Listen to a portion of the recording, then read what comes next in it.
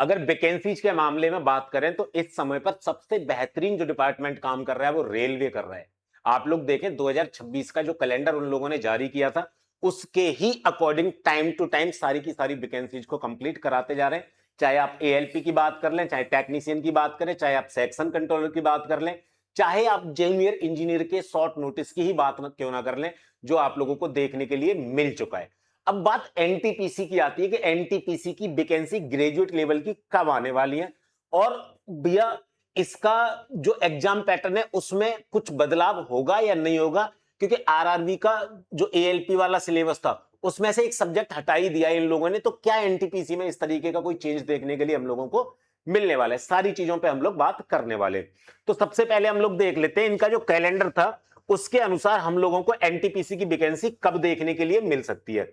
देखिए इनने बोला था असिस्टेंट लोको पायलट की जो वैकेंसी हम लोग जनवरी से मार्च के बीच में आप लोगों को प्रोवाइड करवा देंगे, ठीक है ना। तो भैया उसकी वैकेंसी इनने दी, उसके फॉर्म फिल होना भी स्टार्ट हो गए थे और अब तो उसके फॉर्म खत्म भी हो चुके हैं, ठीक है। उसके बाद में अगला इनने दिया टेक्नीशियन के लिए, जिसमें बोला था अप्रैल जून के बीच में कराएंगे, जो कि इनने दे दिया, उसके भी फॉर्म फिल हो रहे हैं।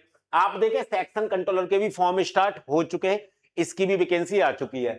आप देखें जूनियर इंजीनियर का शॉर्ट नोटिस इनने दे दिया कि भैया हम लोग अगस्त के अंदर इसके फॉर्म फिल करवा लेंगे। टोटल 4098 वैकेंसी इनने जूनियर इंजीनियर की दे रखी है।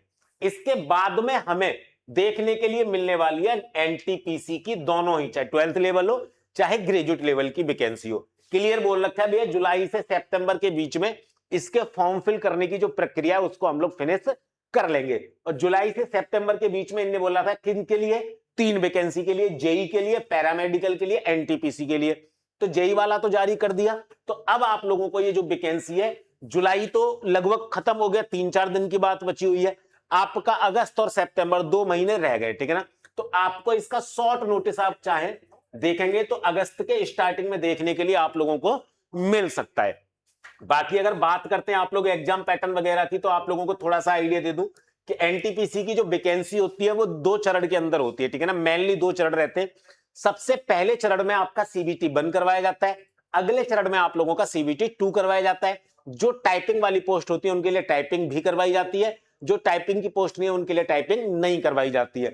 और उसके बाद डॉक्यूमेंट वेरिफिकेशन और मेडिकल होता है, जो बच्चे इन चीजों को पास कर लेते हैं उनका सिलेक्शन हो जाता है। अब पॉइंट ये आएगा कि सीबीटी 1 में सीबीटी 2 में किस तरीके से क्वेश्चन पूछे जाते हैं, उन सब पे बात करने से पहले मैं आपको बता दूं एग्जाम विधि ने एनटीपीसी की तैयारी करने के लिए और एनटीपीसी में सिलेक्शन दिलवाने के लिए एक बैच लॉन्च किया है, चयन बैच, जिसकी वैधता पूरी रखी गई है 2 साल के लिए, जिसे आप आज ऑफर के तहत ज्वाइन कर सकते हैं केवल और केवल 99 रुपए के अंदर।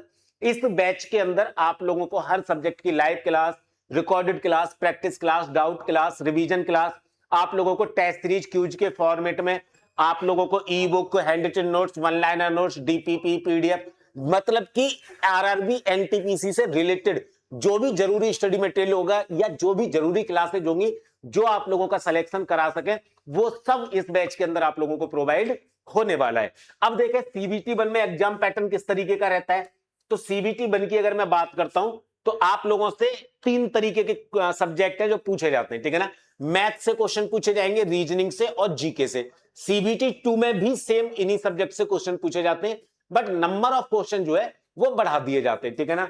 सीबीटी 1 की बात करें तो गणित से 30 क्वेश्चन आएंगे, रीजनिंग से 30 क्वेश्चन आएंगे और आप लोगों के जीके से 40 क्वेश्चन आएंगे, ठीक है ना।